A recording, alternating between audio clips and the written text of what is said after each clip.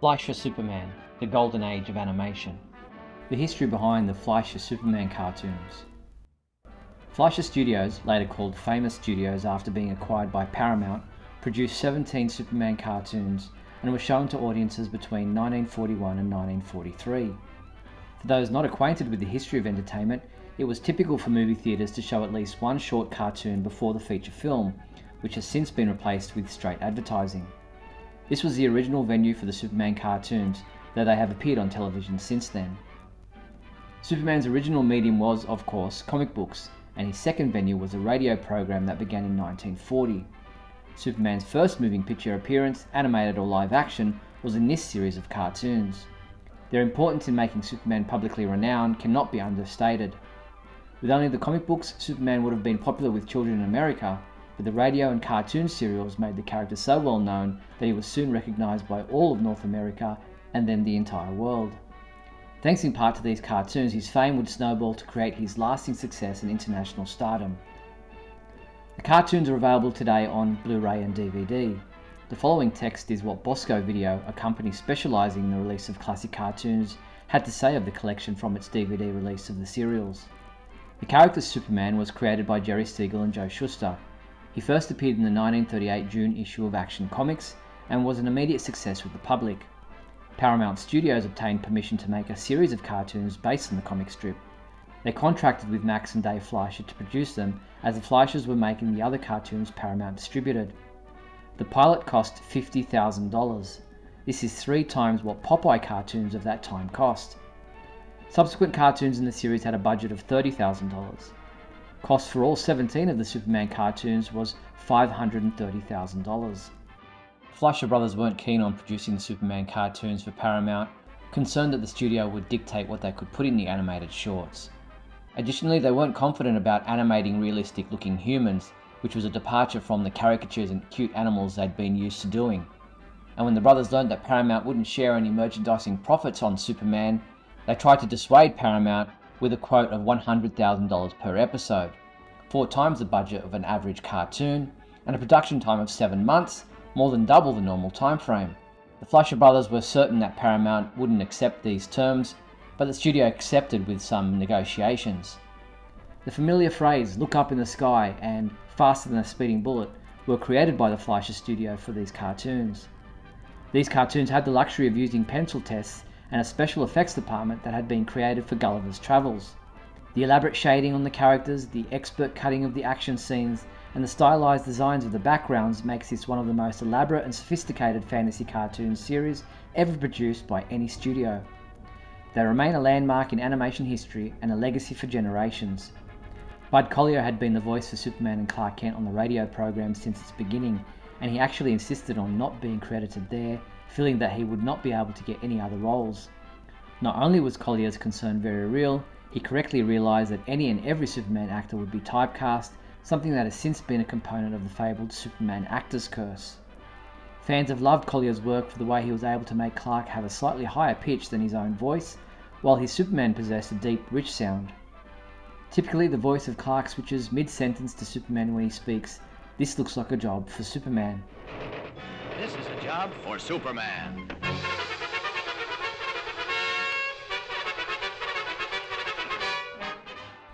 Collier would voice Superman for years on the radio series and returned to the character for television cartoons, voicing him for the last time in the late 1960s.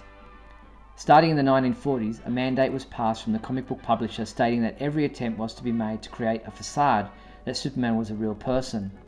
This ensured that Collier would not be credited any time in the foreseeable future. This mandate would continue for years and cause actor George Reeves much strife when he made public appearances as the Man of Steel, because he was never permitted to tell children that he was merely an actor playing Superman and not Superman himself. Bud Collyer, however, relished this anonymity, which was easy to maintain since he only provided the voice of Superman. The Superman radio program had run through 2 women who voiced Lois Lane already when Joan Alexander took the role. In fact, she lost it after 3 months, and it was Bud Collyer who insisted that she be allowed to win it back by blind audition, which she did. Alexander was recruited along with Collier from the radio program to voice her character for the cartoons. She succeeded her previous voice actors in being the longest running voice for Lois, continuing in the radio program, and brought back with Collier for future Saturday morning cartoons starring Superman. Though Lois has few lines in the cartoons, Alexander takes those sparse quips to make the character truly sound like a smart and witty female reporter. Jackson Beck was the only recurring voice actor not brought over from the radio program. Instead, he started out working with Superman in the cartoons before crossing over to the radio adventures. Beck used his grand, booming voice to its full extent when providing the introductions as a narrator, not unlike Collier's own method and tone when speaking as Superman. Most listeners require a trained ear and instantaneous comparison to be able to tell that the narrator's terrific voice comes from the same man providing for the Daily Planet editor Perry White, who, though solid and clear, is probably unmemorable to most listeners and is just an extra character, albeit a recurring one. That was probably the intention of Beck and the studio. In 1942, Beck was taken on at the radio program as a recurring character, and in 1943 a new narrator was required there, to which he was well acquainted with doing. Like Collier and Alexander, Beck was invited to reprise his character's role for television cartoons until the late 1960s. There are, of course, other characters who speak in the cartoons. Most, if not all, additional male voices were provided by Collier and Beck. Besides Lois, there were only 3 other female characters ever heard: the woman's voice calling out "It's a Bird," Jane Hogan in The Mummy Strikes, and the title character in the final cartoon, Secret Agent, who seems to have usurped Lois's regular position as strong-willed woman and damsel in distress. It is likely that Alexander voiced all of these. Each cartoon opens first with the Paramount Mountain and insignia, then changes to a picture of a darkened sky where Superman as a blur flies by several times before leaving the letters Superman on the last pass. It is when he is flying that the audience hears the "It's a bird, it's a plane" quotations. Interestingly, this phrase has been constantly misquoted, even in the information provided by Bosco Video. Most people start the phrase by saying, "Look up in the sky." What is actually said between 2 men and a woman is, "Up in the sky, look, it's a bird, it's a plane, it's Superman." Up in the sky, look! It's a bird! It's a plane! It's Superman! The voices are provided by each member of the cast. The more familiar "Look Up in the Sky" was used later on the radio program. Dave Fleischer directed the first 9 cartoons, all of which were produced before the studio was bought by Paramount and turned into Famous Studios. Not mentioned in these credits is scriptwriter and artist Jay Morton, who created the famous Superman introductions, descriptions and taglines for these cartoons. It was he who wrote the "It's a bird, it's a plane" line, as well as the following. Faster than a speeding bullet. More powerful than a locomotive. Able to leap tall buildings at a single bound. Faster than a speeding bullet. More powerful than a locomotive. Able to soar higher than any plane. Faster than a streak of lightning. More powerful than the pounding surf. Mightier than a roaring hurricane. The first was used in episodes 1, 2, 3, 4, 5, 6 and 7. The second was in episodes 8, 9 and 10, while the final roaring hurricane quote was used in episodes 11, 12, 13, 14, 15, 16 and 17. Some people say that the radio series is where Superman's famous phrases come from, but this is not the case, though it is understandable why there is confusion. Even in the comic book, Superman was given various descriptions and exclamations of being faster than X or greater than Y. The radio series took the concept of those descriptions and incorporated them into the narrator's introductions.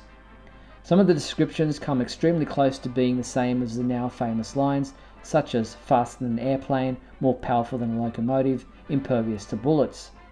Jay Morton likely read the comic taglines and listened to the radio introductions as a basis for his own lines. It just happens that his phrases became the most popular and were then adapted by the radio program and eventually by the comics as well. The following is what the narrator tells us of Superman's origin, spoken only in the first cartoon. In the endless reaches of the universe, there once existed a planet known as Krypton, a planet that burned like a green star in the distant heavens. There, civilization was far advanced and had brought forth a race of supermen whose mental and physical powers were developed to the absolute peak of human perfection. But there came a day when giant quakes threatened to destroy Krypton forever.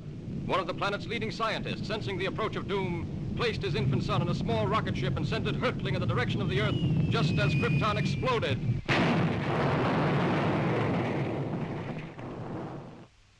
The rocket ship sped through star-studded space, landing safely on Earth with its precious burden, Krypton's sole survivor. A passing motorist found the uninjured child and took it to an orphanage. As the years went by and the child grew to maturity, he found himself possessed of amazing physical powers. Nightel and Sparber, writers of the first cartoon, might have written this backstory, but it seems more likely that Morton wrote it, as it is technically part of the introduction and seems to possess his personal flair. Notice that there is no reference to the Kent family. In the original comics backstory, the Kents discovered the baby Superman and did give him to an orphanage, only to return and then adopt him. The cartoon backstory would have viewers assume that Superman was raised in the orphanage. This change is probably due to time constraints more than anything else, and since the Kents would never appear, it did not matter whether they existed or not. Fans might be inclined to believe that the comment that Krypton burned like a green star is an allusion to Superman's weakness, kryptonite. This could very well be the case, or it could be taken that Krypton had much plant life. Superman historians will point out that kryptonite did not appear in a Superman story until a June 1943 production of the radio program, 2 years after this first cartoon. Yet it seems that as early as 1939-1940, Jerry Siegel had envisioned an element called K-metal that would render Superman powerless, so it is quite possible that Krypton's green colour in this cartoon is a reference to the as yet unused kryptonite. After all, the planet is seen radiating a mysterious green light, probably not a good sign for any planet. This is the phrase spoken after the backstory is completed. The image on screen shows Superman with his hands at his waist and his cape flapping in the wind. At the mention of Clark Kent, Superman morphs into his secret identity. To best be in a position to use his amazing powers in a never-ending battle for true justice, Superman has assumed the guise of Clark Kent, mild-mannered reporter for a great metropolitan newspaper. In subsequent cartoons, all of which did not contain the backstory, this same shot comes right after the faster than, more powerful than lines. Here is a description for the second cartoon, The Mechanical Monsters. Superman! Empowered with X-ray vision, possessing remarkable physical strength, Superman fights a never-ending battle for truth and justice, disguised as a mild-mannered newspaper reporter, Clark Kent.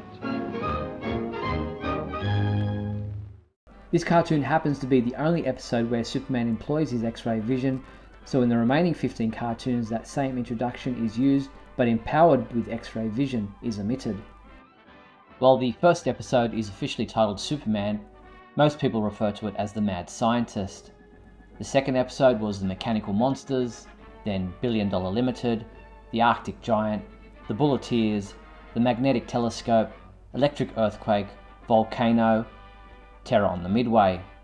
Then Famous Studios took over and the final 8 episodes were Japatours, Showdown, 11th Hour, Destruction Inc., The Mummy Strikes, Jungle Drums, The Underground World, and Secret Agent.